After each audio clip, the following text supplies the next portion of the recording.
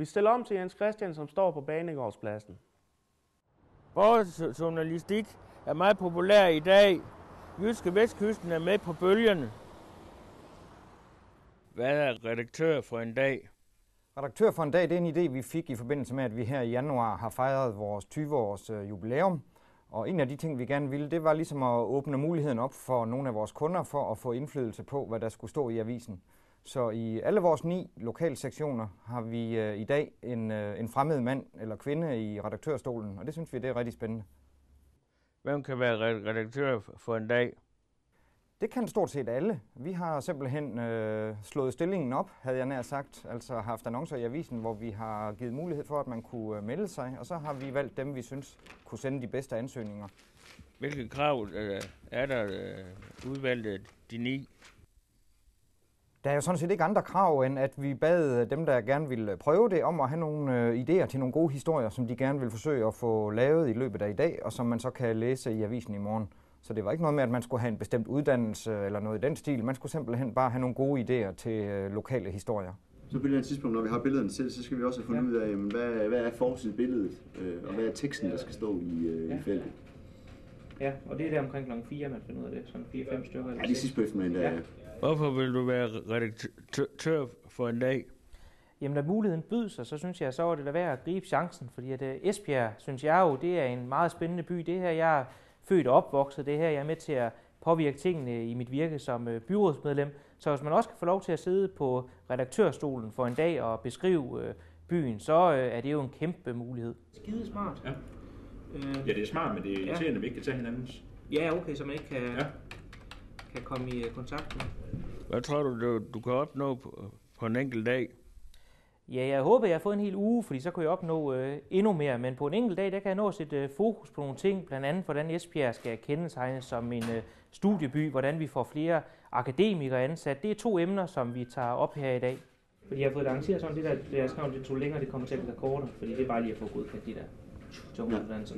Det er kun lige den der med det der diktat og smule. Ja. Men så summer vi. Jeg synes, det har været meget sjovt indtil videre. Jamen, det bliver det. Sjov dag. Hvad får avisen ud af det?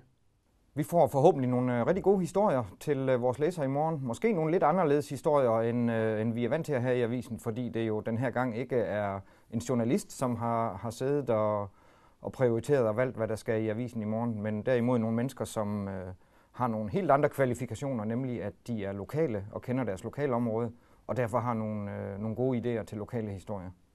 Jeg ved ikke, om avisen får noget ud af det. Man kunne forestille sig, at der måske, fordi der sker noget nyt, der vil sælge lidt flere aviser, men jeg får i hvert fald selv en hel del ud af det, fordi jeg får en forståelse af, hvordan journalisterne de arbejder. Det er jo sådan, at når jeg er politiker, så er jeg jo tit journalister i røret. Nogle gange der kan man bande lidt over dem, andre gange der kan man grine med dem, men jeg tror, det er godt, at man får en fælles forståelse af, hvordan hinandens arbejde er. Det gør også kommunikationen meget lettere. Og jeg er jo glad for, at vi i Esbjerg har et stærkt lokalt dagblad. Det er med til at fortælle, hvad der sker i byen. Det er også med til at binde byen sammen. Så hvis jeg kan være med til at prøve at sparke lidt til nogle ting, sådan en enkelt dag, give lidt inspiration, jamen så synes jeg, det er vellykket. Kender de deres byråd? Kender de byråd, ikke? Altså, får de nok af deres byråd? Det er meget mere simpelt end det andet. Ja. Det er sådan lidt mere, Hvad med fotograf?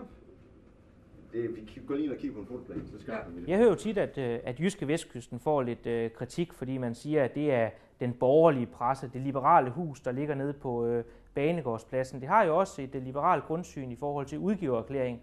Og her prøver jeg at, om jeg så må sige, provokere lidt internt og sige, at lad os prøve at vende tingene lidt på hovedet. Lad os prøve at se det redaktionelle ud for et socialdemokratisk grundsyn. Så hvis vi kigger nærmere på redaktørkontoret i dag, så hænger Stauning, den gamle landsfader, han hænger på væggen. Vi har startet redaktionsmødet med at synge et rødt flag smelle. Vi skal senere have en kage til kaffen, der har en rød baggrund med JV's logo. Alt sammen en lille provokation med et smil på læben, der kan måske være med til at flytte nogle ting i en retning. Men ellers må jeg jo sige, at jeg har stor respekt for journalisterne hernede. De kommer med gode indspark. Jeg bliver selv udfordret, og det lærer jeg utrolig meget ved. Det er ikke alle mine idéer, der er blevet købt i dag. Det er jo argumentets magt, der vinder ind der, og der skal jeg, må jeg sige, stå tidligt op, hvis jeg skal kunne argumentere med de journalister, der er hernede. Så det er jo en inspirerende dag for mig hernede. Hvad kan borgerjournalisten gøre anderledes i forhold til jeres egen journalist? Ja, det er vi jo rigtig spændt på at få at se. Det får vi jo se i løbet af i dag, og det får vi at se i avisen i morgen. Vi håber på, at de måske kan have nogle lidt andre idéer, end dem vi går og får til daglig. Måske kan have en lidt anden måde at angribe historierne på. Måske tale med nogle andre kilder, end vi traditionelt opsøger. Så det er rigtig spændende, hvad der kommer ud af det. Anders Kronborgs artikel handlede om Esbjerg som studieby.